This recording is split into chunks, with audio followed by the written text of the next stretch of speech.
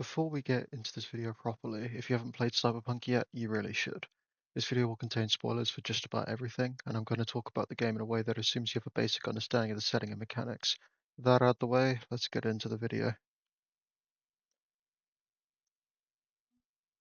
My story with Cyberpunk starts before Christmas 2020. I was 14 and had followed the Cyberpunk hype train for a good year by then, pored over every scrap of news I could get, watched 101 videos that broke down every frame of every trailer, teaser, and promotion.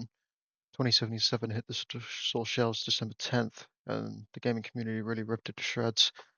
I told my parents I didn't want the game anymore, but by then I'd already bought it, so Christmas was 2 weeks away after all. Naturally, I got the disc with my Xbox on Christmas Day and downloaded it to play by the 27th, and I really was immediately hooked. Didn't care how bug-ridden the game was, I didn't care that it was half-baked. All I remember is downloading that absolutely monstrous file the size of my Xbox and hearing its fans desperately scream in vain in an attempt to keep up with the best graphics I'd ever seen, and getting so absorbed I had to play the game well into 3 in the morning. The story really hooked me.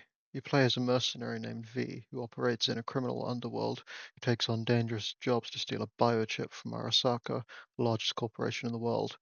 While on the job, it all goes sideways, and V ends up being betrayed by their fixer, leading them to be shot in the head with the biochip still in their brain. They wake up 2 weeks later, their life on a timer and very limited options to save themselves. Distinctly, another thing that drew me in were the characters. Judy, a broken and lost woman trying to find her way in a ruthless city with her morals still intact. Panam, a nomad who feels out of place in the city yet can't bring herself to go back to her clan. Carrie, the old rocker who feels overshadowed by his past. And River, the only decent cop in the whole of Night City. And so many more I really couldn't fit into this overview. Takamura, Evelyn, Rogue, Jackie, all like outstandingly written characters. I don't think I could really go into depth. And honestly, the voice acting itself is absolutely incredible. Cyberpunk is one of the few reasons why I wanted to be a voice actor. And while I'm not pursuing that nowadays, this video ain't too far off, is it? Now, anyone who's played the game will know that I left out one major character, Johnny Silverhand himself. Easily the most in-depth and well-written character in the entire game. Personality construct inserted in the main character V's head and come to life when V gets a bullet to the brain. Inadvertently, he saves V's life by repairing his brain, yet also the cause of their inevitable death. When first wakes up with Johnny in their head, he tries to kill him. He wakes up in a body that isn't his, creeping on a V's mind like mold on fruit. He's not afraid to make his point, never keeps the thoughts to himself. He is at first a brash, overconfident, idiotic, failed rocker boy with a nihilistic outlook and narcissistic tendencies. And yet, Johnny still cares, and you can see that. He hides under a mask of self-interest and survival, while really he's still as human as anyone else. When he learns that his old friend Rogue is still alive, he seems genuinely quite pleased at the news. In one of the most impactful moments in the game, you can find where Johnny's body is buried. It's an unmarked grave, shallow with trash piled on top. There's nothing there to indicate there's even a body. And for the first time, Johnny genuinely seems upset over something. The dialogue that follows is one of the few times where Johnny takes his mask off and he just sounds genuinely distressed. He asks if there's a marker. He thought there would be something more to his legacy than just being a hallucination inside of someone's head. And yet, it's one of the few moments where he still has some humility. Really, Johnny's entire journey is that of humility and substantial change. By the end of the game, he's still Johnny, of course, but he still chooses V over himself by the end. And the two are separated at the end of the game, and V's life is allegedly saved. V is then granted with the news that they will die if they return back to their own body, or they can let Johnny inhabit theirs, and V can go off into the digital realm. And Johnny always chooses V in the majority of the endings. He doesn't care that he doesn't get to live a life anymore. He just wants to know that V is going to be okay. And I think that's quite beautiful. And I mean, I could keep going. The visuals themselves are absolutely stunning. The towering skyscrapers that project holographic adverts into the sky and blot out the sun and make you feel so very small walking amongst the concrete and neon jungle. Cyberpunk's texturing is absolutely stunning. Nothing feels so pristine as to give off the vibe of being new and not lived in yet isn't so excessively grimy as to give the impression that everyone lives in squalor and nobody gives a shit about cleaning, looking at you fall out. You can really feel the difference in all the districts as well. The city centre is beautiful, there's gigantic Clayfish hologram, buildings all feel oppressive as the corporations that control them. And it's the only area where no gang obviously controls the area, as displayed in the graffiti and the NPCs around. Haywood is close to the city centre and is quite prosperous given the high rises and general Catholic inspired gold decorations of this place. Japantown is also quite pretty.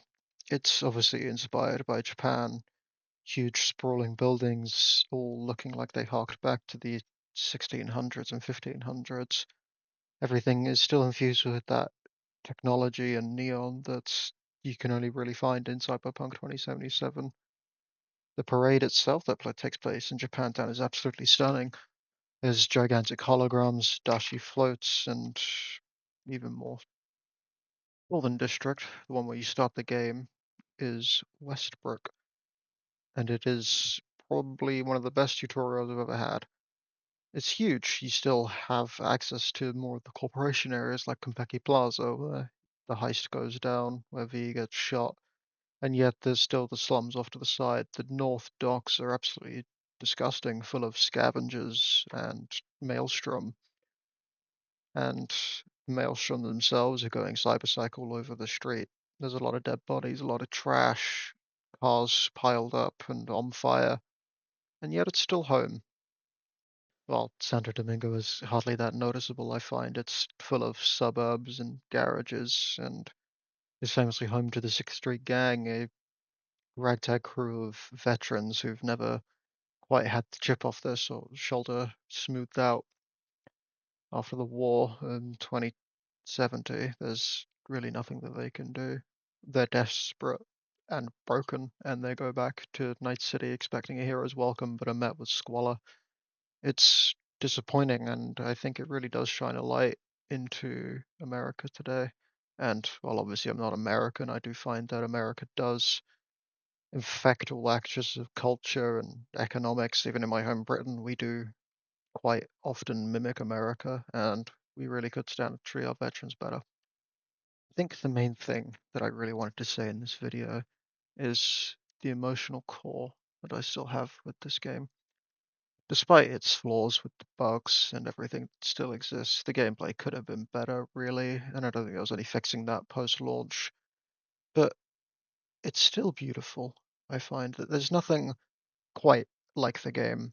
I have over 800 hours on it, closer to 900 now, actually, across both my Xbox and my PC, but there's still something really unique about it that I don't think any game's replicated. I've played other open world games like Red Dead Redemption, and they've all been amazing. The stories have always been amazing, but Cyberpunk still has something about it. I think it's because it's the most human game that I've ever played. Everyone feels like they could be real. Everyone feels like, even despite the fantastical setting, they could still be someone that you met in the street.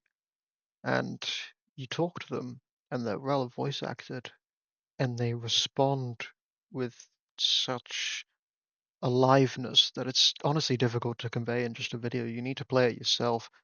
I'm just gushing about the video for 9 minutes just because I don't even know why. I made this video just kind of on a whim, and thank you for listening to the end of it, really. And I know it's kind of a bit shit, but thank you for being here with me.